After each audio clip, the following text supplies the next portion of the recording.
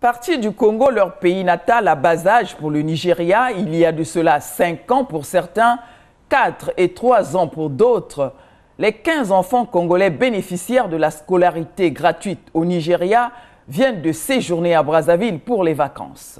Leur retour à Brazzaville le lundi 8 août 2022 dans la soirée à l'aéroport international Maya Maya a été vécu comme celui des jeunes héros grâce à la générosité d'une grande dame, Madame Antoinette Sassou Nguesso, présidente de la Fondation Congo Assistance, qui a fait de l'éducation l'une de ses priorités. Au salon d'honneur, les enfants d'Owerri ont été chaleureusement accueillis par le ministre de l'enseignement préscolaire, primaire, secondaire et de l'alphabétisation, Jean-Luc Moutou, et par une forte délégation de Congo Assistance conduite par son secrétaire général Michel Mongo. Des gestes d'affection mêlés des larmes de joie ont marqué ce retour au bercail.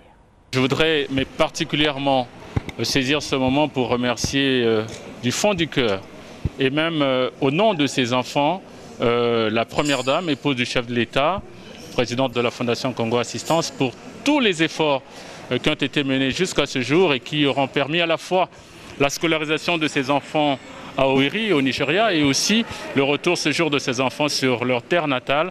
Je crois que c'est un moment historique, pathétique, et pour lequel d'ailleurs on n'oubliera jamais.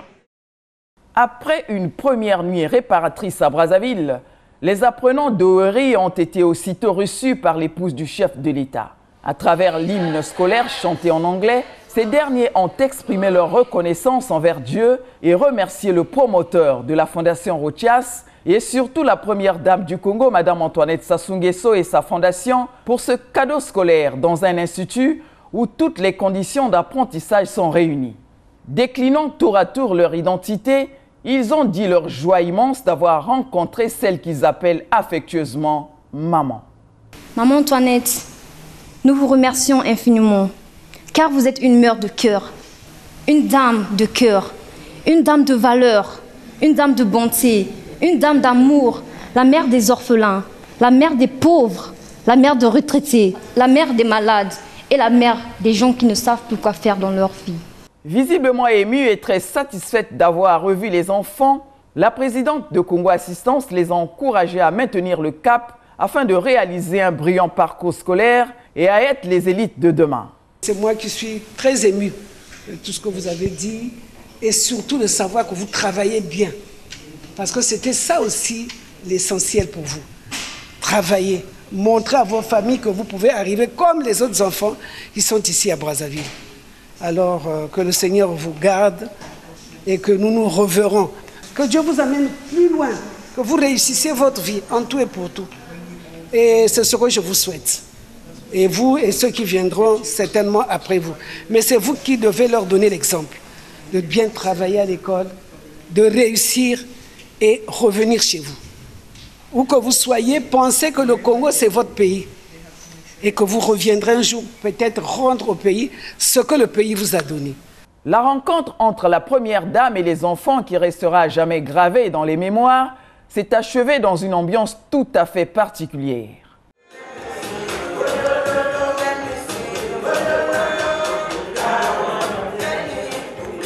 Avec l'ambassadeur du Nigeria en poste au Congo, Madame Deborah Ilia, les enfants ont eu à partager un autre moment de joie marqué par des chants et des danses.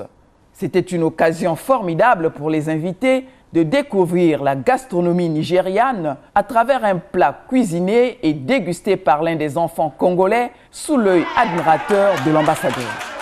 Après cette bonne partie culinaire, la diplomate nigériane a exhorté les apprenants à être des modèles. Elle a remercié en même temps l'épouse du chef de l'État, Madame Antoinette Sassou Nguesso, pour ses actions en faveur des plus démunis. Vous savez, notre relation bilatérale ou l'amitié entre le Congo et le Nigeria n'est pas au hasard. Et je pense que c'est important pour vous de le savoir.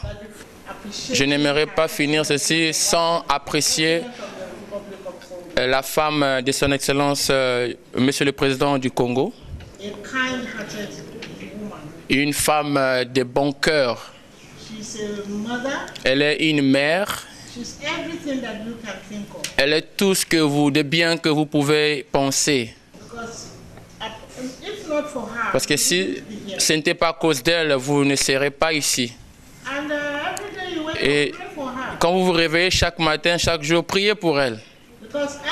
Parce que toute personne qui vous donne la vie, vous savez, la vie, pas ce que vous respirez.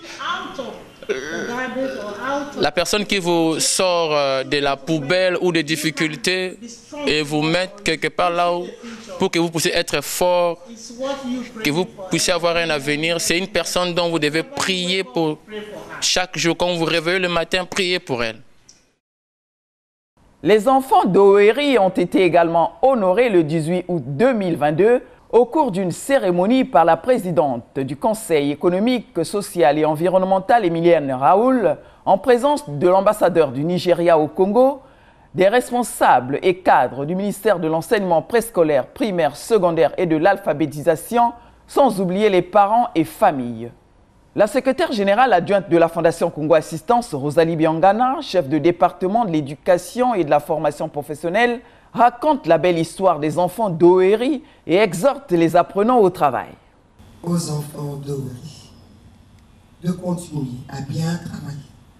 Quelle fut notre joie lorsque nous sommes passés chez vous et que nous avons vu au tableau, grand poster dans votre amphithéâtre, les enfants congolais au tableau d'honneur. C'était pour nous une grande fierté. C'est pourquoi je vous invite de continuer sur cet élan, de rester toujours au tableau d'honneur, toujours briller. Une fois de plus, les enfants de leur côté ont remercié infiniment la présidente de Congo Assistance, Mme Antoinette Sassou Nguesso, pour sa générosité et son cadeau vacances à Brazzaville. Exprimons notre vive reconnaissance à Mme Antoinette Sassou Nguesso, qui a su nous sortir de la vie errante.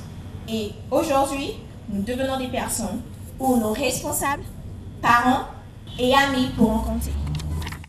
Il sied de rappeler qu'ils sont au total 15 enfants répartis en 3 promotions, dont la première présente le baccalauréat en 2023.